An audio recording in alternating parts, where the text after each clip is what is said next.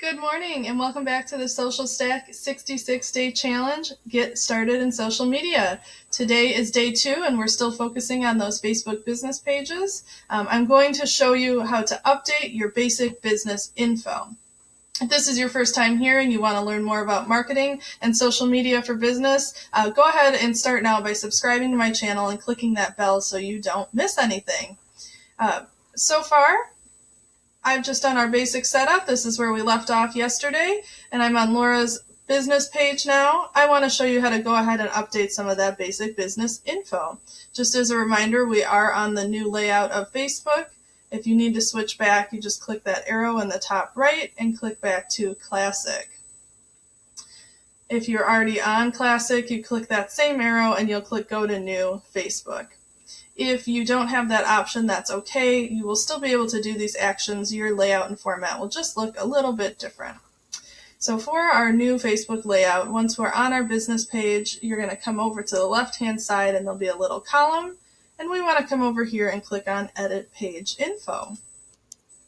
Then you can see that some of the information is already populated, and that's because we put that in there when we set the page up originally. So if you do want to make any changes, you can do that here.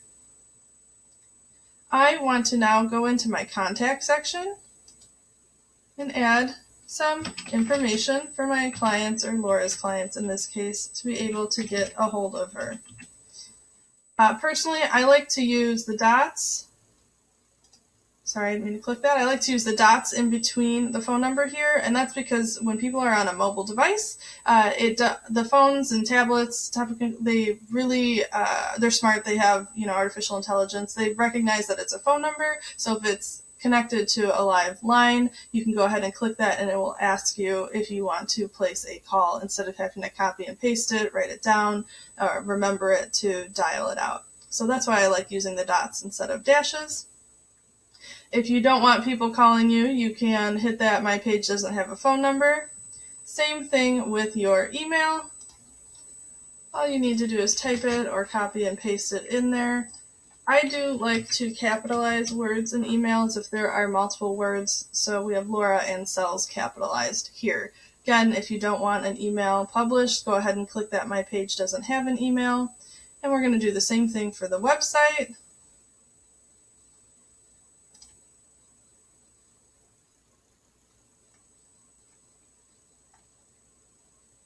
Let me just pull up Laura's website here.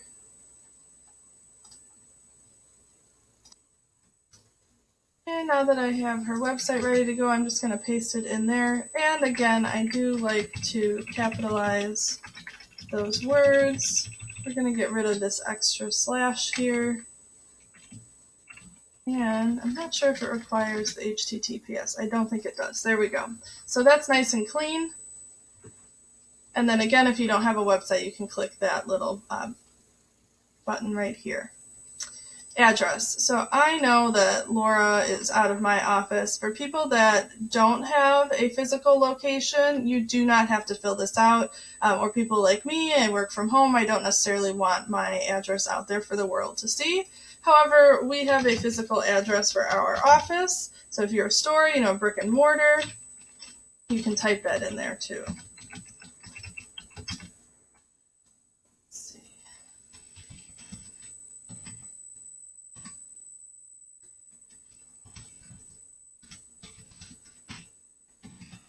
You just simply add that information there, and the map should pull up to where that address is. And again, if you don't want to include a location, just click that little radio button right there. Next option we see here is service area. Oh, you can see the map pulled up our office location there. So the next we have is service area. So if you have physical areas that you go to or work from or with, you can start typing those in here.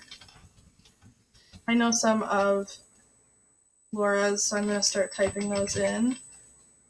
And as I mentioned earlier, you can always come back and update this as needed. So she can add more areas later on. As we scroll down, you can see that we have an hours section. This is up to you, whatever is best for your business. For real estate agents, most people want to click always open. However, I definitely think it's a great idea to start setting expectations ahead of time for your clients and put that you're open on selected hours, and choose what days you can tell your clients to expect to be able to get a hold of you. So let's say we want to do 9 to 5. Just scroll through here. Okay.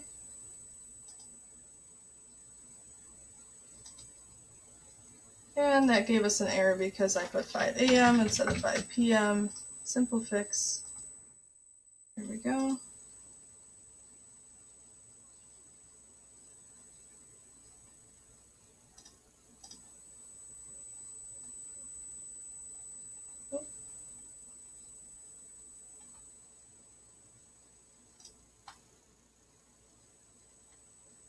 So I'm just going to fill of those out. We're going to say Laura's going to take some time off on Friday because she's going to work on Saturdays as well. So we're going to say she's going to work and do some of her lead generation in the morning. Maybe she's available from 9 to noon on Fridays. And then maybe on Saturdays she's available, not 1 a.m. We'll say from 1 to 5. Again, we want to go for PM here. And she wants to take a day off on Sunday, so we're leaving it as closed for Sunday. Again, you can always come up and update these hours anytime you need to. Like I said, I recommend putting some sort of hours in there if you are somebody that works with clients on a regular basis and you're not just putting something out online like I am where it's available 24/7. Just because you want to set up expectations, you don't want people to think they can call you at 10 o'clock at night and get an answer right away or 6 a.m. in the morning. If you have a privacy policy you want to include, you can go ahead and put that right in here. For real estate, I would check with your managing brokers to see if there's anything that your local board, state, or the NAR requires to put in there. And that is all of our basic info. So you can see we've still got our general that pre-populated in our category. We added the phone number, email, website, physical address, some service areas, and our hours. If you want to go back to your page, you can just go ahead and hit home.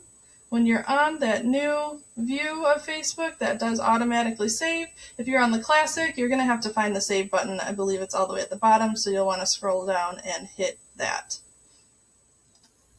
Once you are on your page and you want to see how the public will see it, you'll see this button here that says View as Visitor. And again, this is on the new Facebook style. If you're on Classic, you're going to see some little dots like this, these 3 little radio buttons, and when you click on that, there'll be an option to view as visitor. So I'm going to go ahead and click that to show you what that looks like. And you can see now all the information I populated in is showing in this About section here. So we've got the address, there's the description, website, email, hours for right now, and the category of the page. I go ahead and exit View As. We're back in the editor now that we know that that looks good. All right, that's our challenge for today. So go ahead and come back and join me tomorrow to learn how to create and add your cover photo. So that's going to be this section at the top here. I promised you that I would go over that later. So that will be tomorrow's challenge. And if you need to update or edit your profile photo, I will show you that as well. Before that, please go ahead and leave me a comment and let me know what information you updated today. Did you add an address or business hours, or did you just do a website? Remember, when you're doing that, to go ahead and like and subscribe, and go ahead and click that bell after you hit subscribe to make sure that you are getting all the notifications and alerts when a new video comes out. I will see you guys tomorrow to go over how to add your cover photo in.